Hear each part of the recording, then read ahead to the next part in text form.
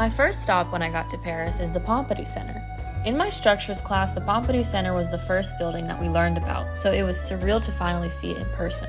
The architects Renzo Piano and Richard Rogers used the strong presence of color to outline its structural systems.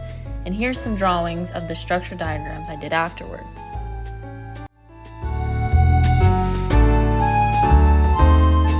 Obviously, the next stop had to be the Eiffel Tower. This iron structure is a technological masterpiece in building construction history.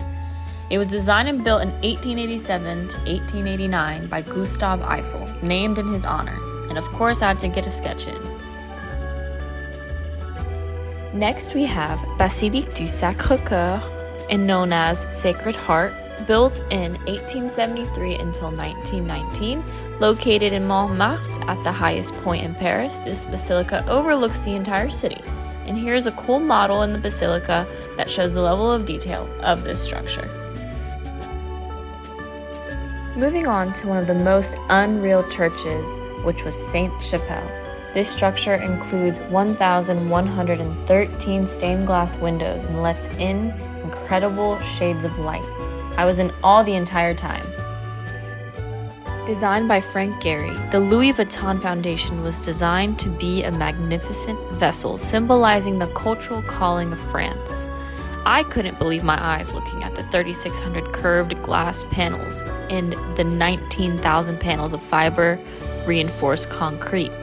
This building cost nearly $900 million to build, which was roughly 8 times the original estimate. Next, we have the Palace of Versailles, spanning a quarter of a mile long, designed for King Louis XIV, also known as King Louis XIV. The royal chapel that is part of Versailles combines Gothic and Baroque elements. Louis attended Mass here daily. The palace facade, designed with symmetry and order, and extended to the gardens, where paths were created in geometric patterns.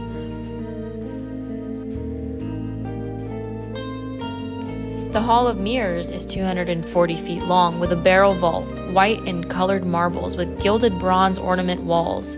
Mirrors run along one side and windows the other.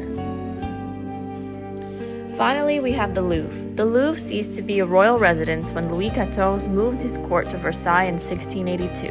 The completed Louvre was a vast complex of buildings forming 2 main quadrilaterals and enclosing 2 large courtyards. The Louvre building complex underwent a major remodeling in the 1980s and 90s in order to make the old museum more accessible and accommodating to its visitors.